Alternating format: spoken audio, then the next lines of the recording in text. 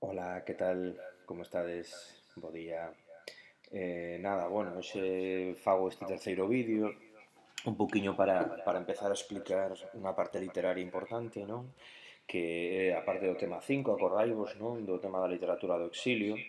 Vamos falar un pouquiño aquí cun PowerPoint que prensaredes. Ostras, para que nos vas falar aparte de facer un PowerPoint, non? Entón,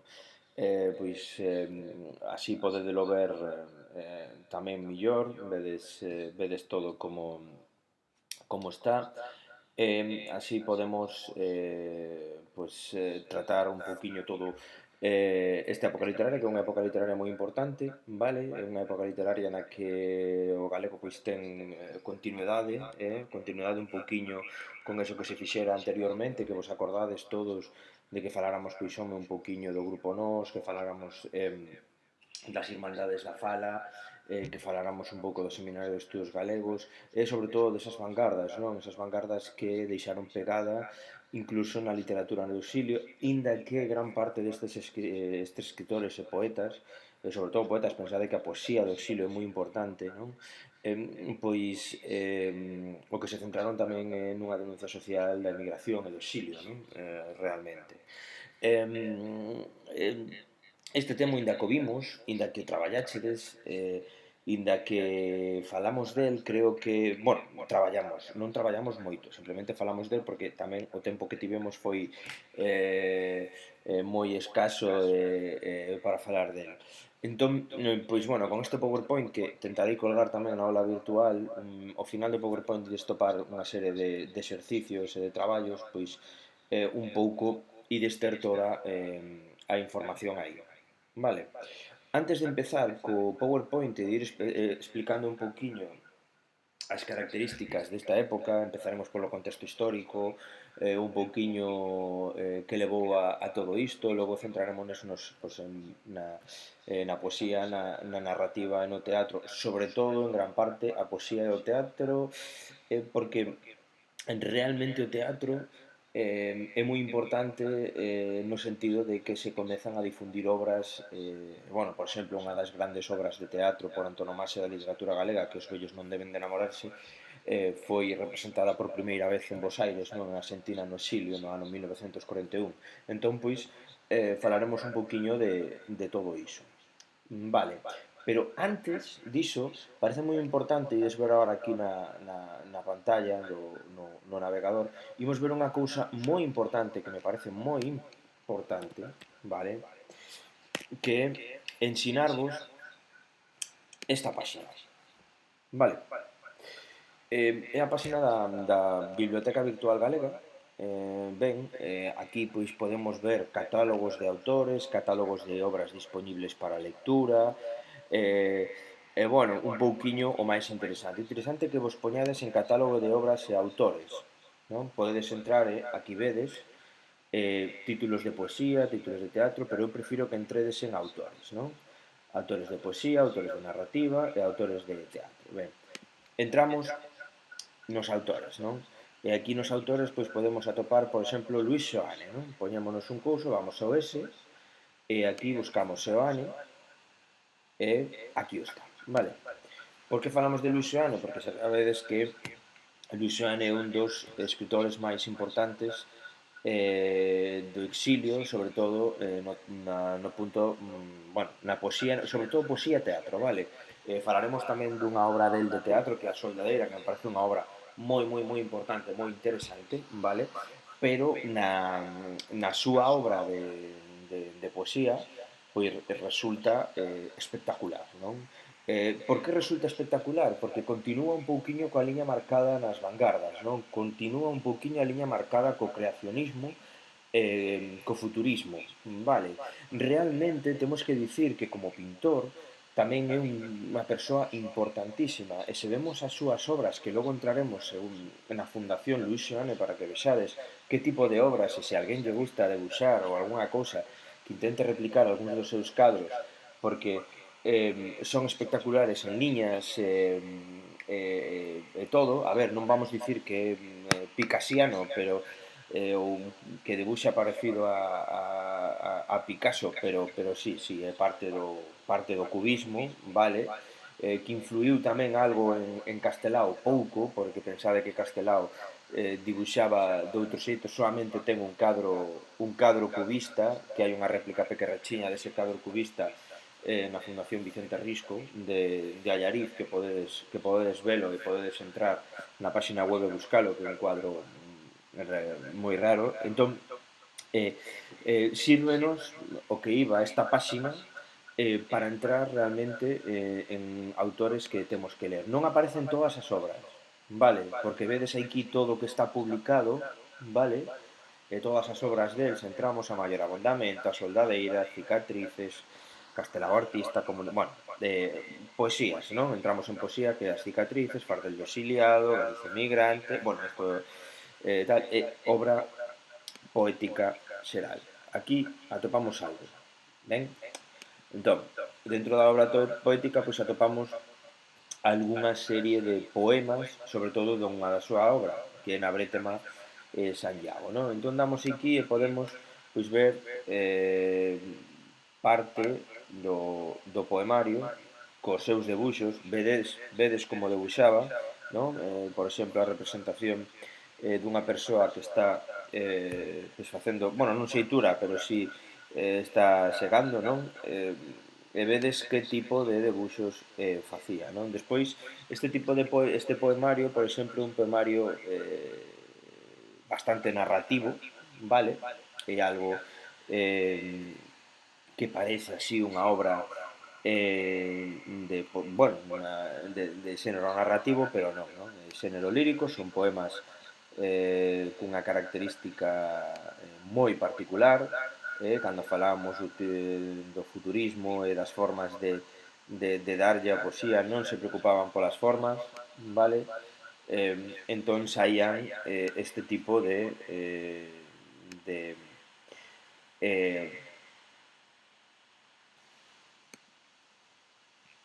literatura, ¿no? De poesía, que seguimos vendo continuamente, vale? Como está feito.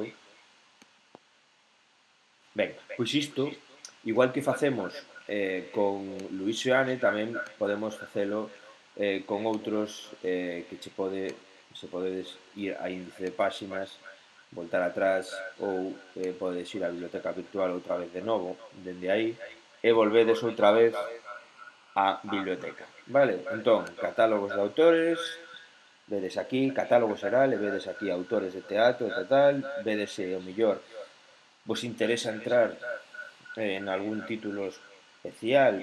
O sea, esto é, vamos ver que obras podedes ver de todo, podedes ler o que queirades, vale? En títulos de narrativa tendes o que vos guste, sobre todo a partir, evidentemente, o que nos interesa a nos a partir do século XX, vale? Podemos atopar, pois, moitísimos autores coa súa literatura, vale? Bueno, vimos aquí a Luis Amado Carballo, que están todos relacionados ao mellor, creo que isto é poesía, creo que lle din outra vez, no, narrativa. E vemos aquí pois autores que teñen algunha obra que nos pode servir e que nos pode interesar, vale? Fermín Bouzabrei, por exemplo, pero non está aí colocado. Ben, todo sería interesante para ver obras, non? Por exemplo, xa que estou no C, pois non salgo. Por exemplo, Cunqueiro. Unha pena. Non hai ningunha obra de Cunqueiro. Vale. Iso sí, acordaivos e olvidaivos que o outro día deixei na páxina web da aula virtual isto. Vale. Os outros feirantes. Unha parte de os outros feirantes. Dentro dos outros feirantes un libro de contos, hai un conto que é o conto de Tristán García, non? E ese conto fíxose, pois podemos dicir, unha pequena curtametraxe na televisión de Galicia que é interesante para que vexardes que tipo de literatura e que tipo de narrativa deste tipo, narrativa curta, Cunqueiro, narrativa curta, é espectacular, Cunqueiro, espectacular. Entón, pois, é interesante que vexades que tipo de literatura, bueno, que tipo de temas trata dentro da súa literatura. Despois tamén temos Merlín e familia. Bueno, pensade o que se fala de realismo máxico, cando se fala de realismo máxico en castelán falan de Gabriel García Márquez, en galego podemos falar do Gran Cunqueiro, logo hai outros escritores tamén portugueses, podemos falar de Mia Couto, que é mozambicaño, un escritor mozambiqueño en Portugal, que tamén falamos de realismo máxico, aínda que bueno, ás veces podemos chegar a dicir que o realismo máxico de verdade existe, non existe, eh, que pensamos o que é de verdade o realismo máxico, porque o que para ti é máxico, para mí é algo que vivo e que é algo real, non ten nada con ningún tipo de imaginario. Para min é cultura, non? Entón, pois, Merlín e familia, outras historias, Se o vello Sinbad volvese as illas, todo iso, as crónicas do Sochantre, todos son obras que nos levan a nosa realidade, a nosa forma de ver o mundo. Esa Galicia mítica, con lendas, con historias, pois para nós é realidade, non? A Santa Compaña, non? Podemos dicir que non é mitoloxía, non, pero para nós é realidade. Entón, pois, ás veces ese realismo máxico non é tan máxico, senón que son realmente vivencias reais que están encadradas dentro de, de mitos, non? De mitos que para nós son reais. Vale. Ben, pois todo isto, que era o primeiro que quería explicar un pouquiño, era para que vexades pois todo tipo de autores que podedes ver, mira, por exemplo, Ángel Fole, aquí o tendes, é unha pena porque aparece Terra Brava, non aparece a Luz do Candil, porque dentro da Luz do Candil aparece o conto que vos deixei de Os Lobos, vale, que tamén é unha curta metraxe, entón, pois, creo que o interesante neste aspecto, bueno, é que vexades algo de Terra Brava, non? Un pouquiño, Terra Brava representa o costumismo por esencia en Galicia, realmente Ángel Fole representa o costumismo día a día, como é Galicia, fala de feiras, fala de un pouquiño do mundo do labradío, fala de esa Galicia interior, de esa Galicia que podemos dicir na posguerra, non? Que como xa vos dixen moitas veces na clase, que lle custou arrancar e que sufriu bastante, por eso houbo tanta emigración, non? Podemos dicir. Hai algo que veremos despois, algo que veremos despois. Ben, pois isto vouno deixar xa.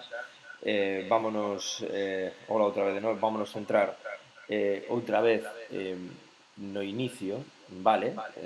E vamos empezar un pouquiño a falar en verdade da literatura no exilio. Ben, entón, pois, fun faendo así unha especie de...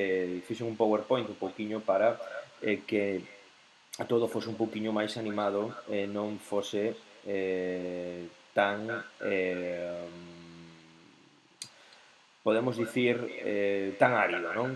De todos os xitos trata temas moi interesantes, a poesía e a literatura de Xiro, sobre todo no contexto histórico. Imos ver primeiro un contexto histórico onde vamos marcar as características dese exilio e desa migración, non? Vale? Porque temos que diferenciar, xa dixen na clase, entre exilio e emigración, vale? O exilio é cando realmente estás obrigado a irte por algún tipo de represión, podemos dicir, poñámoslo así, ou digámoslo así, política, e a emigración é algo de carácter voluntario. Bueno, voluntario en Galicia era ou emigrabas ou morrías de fame en gran parte. Entón, pois, vamos ver ese contexto, vamos ver contexto cultural, contexto incluso político e socioeconómico, tanto de Galicia como o que pasou na migración, o porqué desa migración, que xa comentei algo na clase, e como esa migración influe en todos os escritores.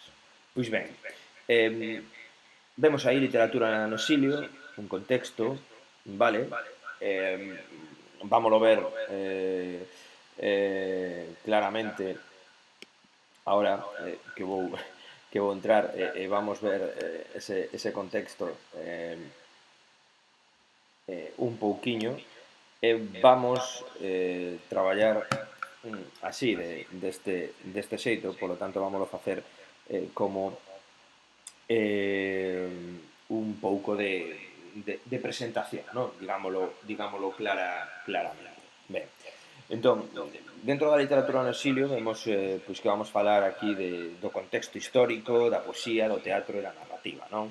Como aparece no libro. Intentei usar o libro como referencia ao libro de texto, vale, centrándonos en poesía, narrativa e exilio. Solamente hai unha cousa que non fixen, é unha cousa que non coloquei. Foi non colocar a Eduardo Blanco Amor en a narrativa. Vale, vamos ver a Eduardo Blanco Amor dende outro punto de vista. Vámoslo ver con Fole Cunqueiro.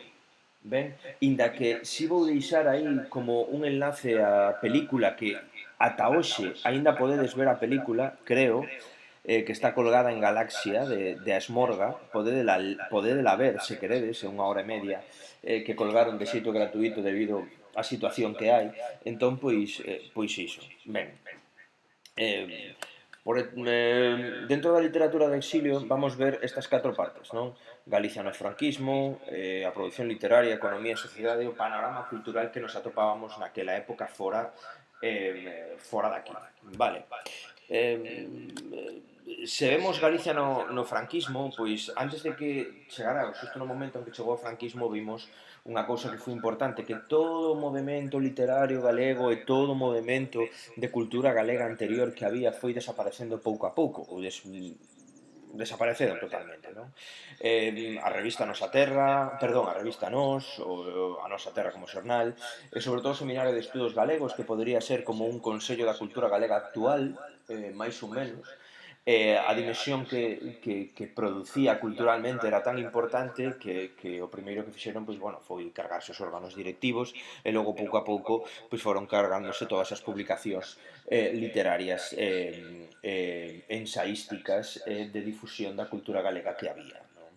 Realmente houbo unha uniformización evidentemente política, lingüística nese momento chegou que podemos ver en dous aspectos importantes. Un que está aí posto, que é o Catecismo Patriótico Español, que foi un libro de lectura obligatorio que se colocou, que se puxo naquela época, e que poderemos ver aquí a través que podedes ter aquí e tedes a referencia do INE, non?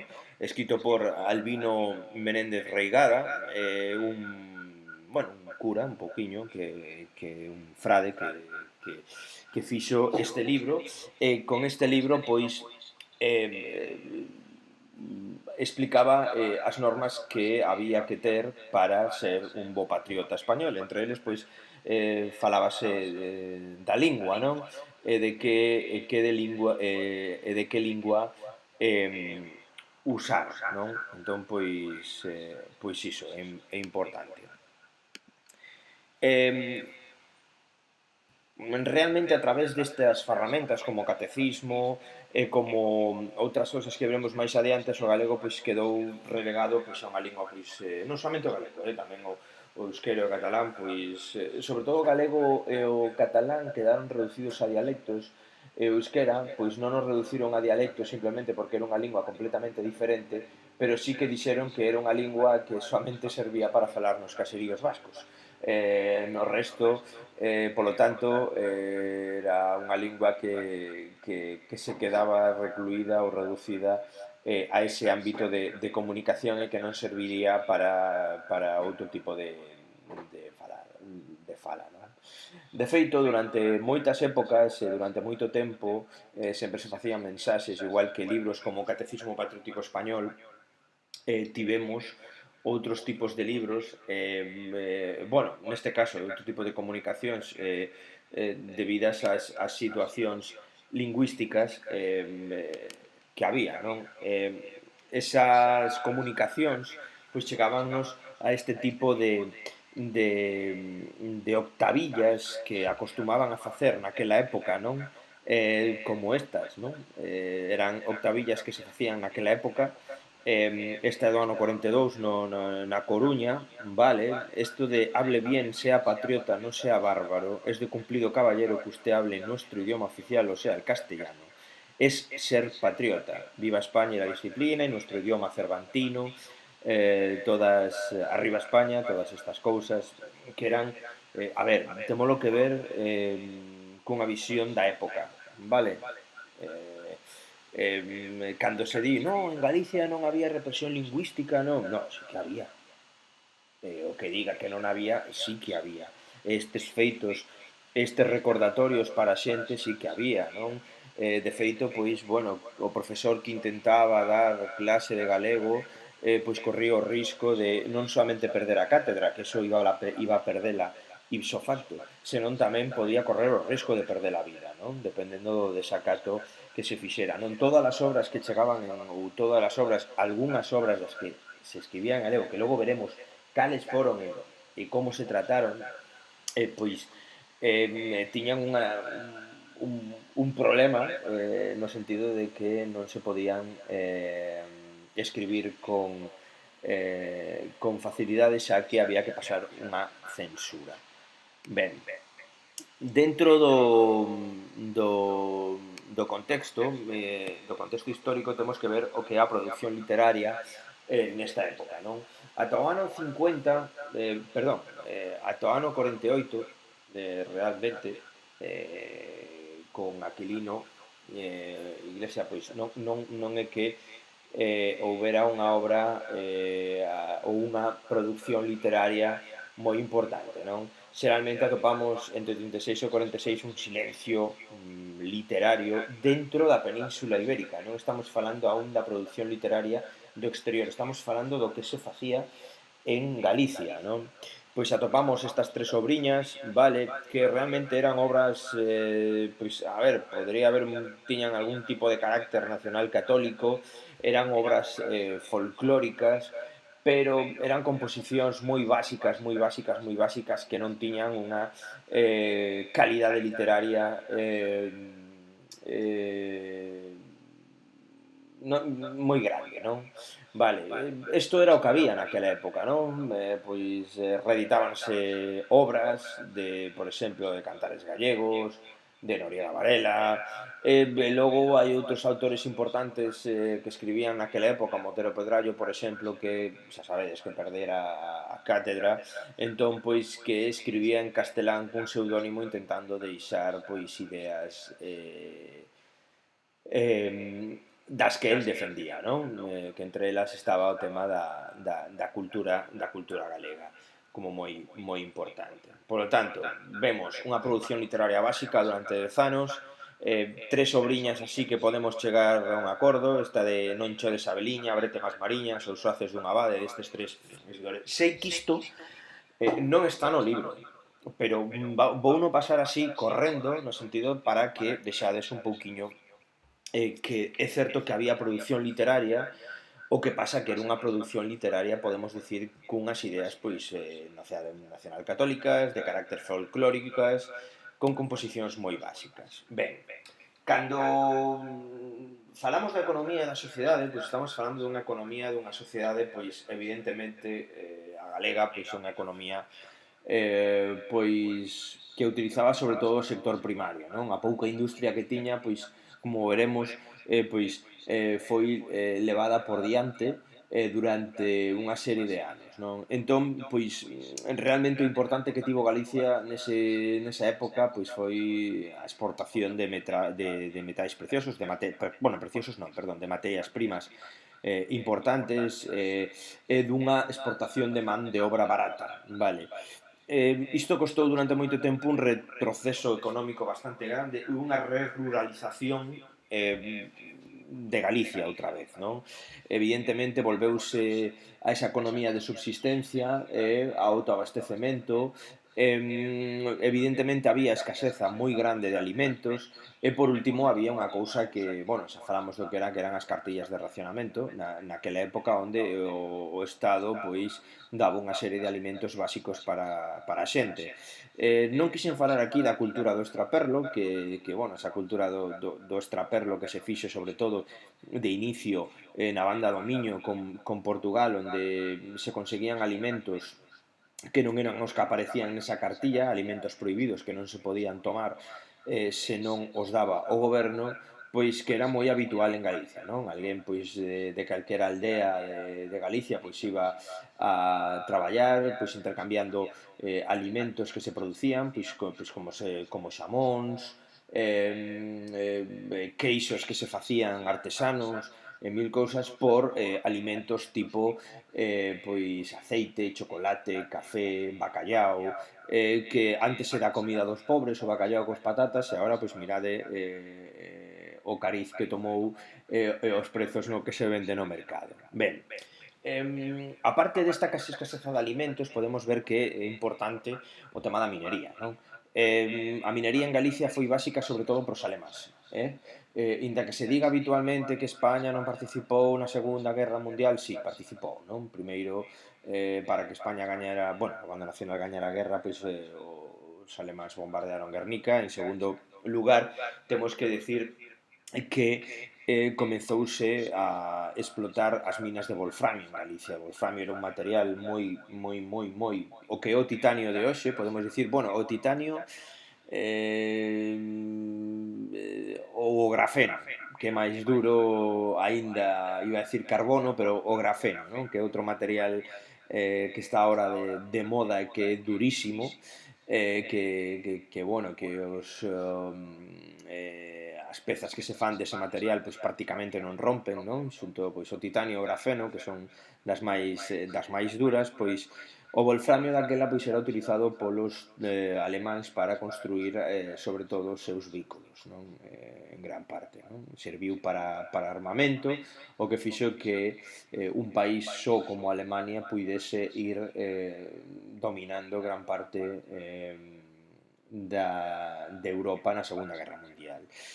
Como vemos, no ano 44 hai a piques xa casi de rematar a guerra, supoñía un tercio das exportacións de España. Estamos falando de casi o 34-35% dos ingresos de España viñan pola exportación mineira, non?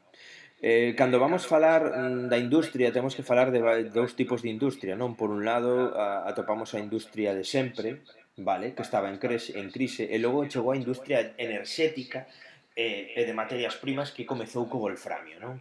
Cando falamos de industria enerxética temos que falar de Fenosa, que é a distribuidora galega de enerxía por excedencia. Sabedes que Galicia distribuidora enerxética, temos excedentes de enerxía, non? Algo que somos os que temos a luz máis cara, non? Algo que non se entende, non? E iso que producimos enerxía.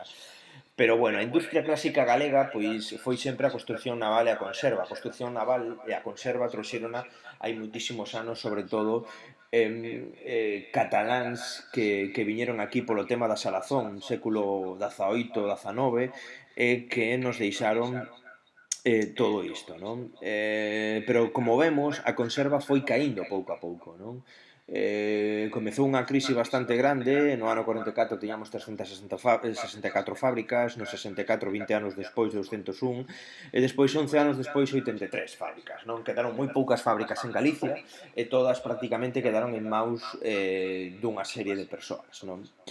Realmente a construción naval, tamén os pequenos esteleiros que servían sobre todo para fabricación e arranxo de barcos de baixura, non? Que era o que primaba naquela época na Galicia costeira, pois foron desaparecendo pero, bueno, inda que desapareceu iso, apareceron outro tipo de asteleiros máis grandes, non públicos, sobre todo, coa aparición de Astano en 1944 en Ferrol. Isto é a industria clásica, que sufre unha crise brutal en Galicia. Brutal, non?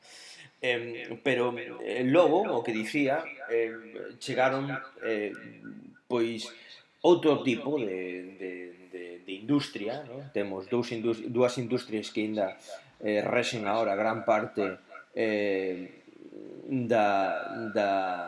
de Galicia.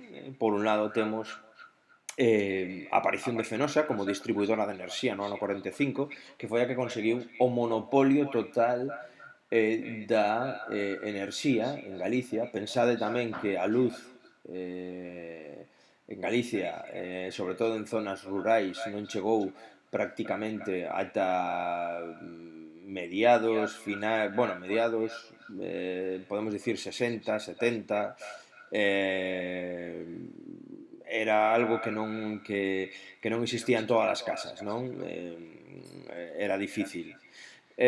Logo, pois realmente apareceron a instalación de celulosas ou pasteiras como Ence, non? No ano 1958, pero temos que dicir que estes dous sectores crearon moitos problemas á hora de extraer a enerxía as materias primas que nos derivaron en temas medioambientais bastante graves, non? Como o aconteceu no Sil nas obras dos saltos do Sil hai pouco que case deixaron sen auga, ou que vos vamos dicir de Ence en Pontevedra, non? Si, dá moitos postos de traballo, é moi importante, pero claro, a ría está como está, non? Pois, bueno, a raíz desta industria, non? Da creación desta industria e da crise da industria galega de sempre, pois a xente comezou a emigrar, non? Houve unha emigración, en primeiro lugar, a América en dúas fases, no 40 e no 50, e logo houve unha segunda emigración a Europa entre os anos 51 e 75. Aproximadamente dixe que saíron neses anos, neses 35 anos, alrededor de un millón e medio de persoas, incluso máis, porque hai outros que foron ou que saíron pois dun xeito clandestino, non? Entón, pois, esta emigración, sobre todo a segunda parte da emigración, a emigración a Europa, que comezou no ano 51, pensade que casi medio millón de persoas, despois da Segunda Guerra Mundial, pois empezouse a necesitar man de obra en diversos países, non? Sobre todo Alemania e gran parte de Francia.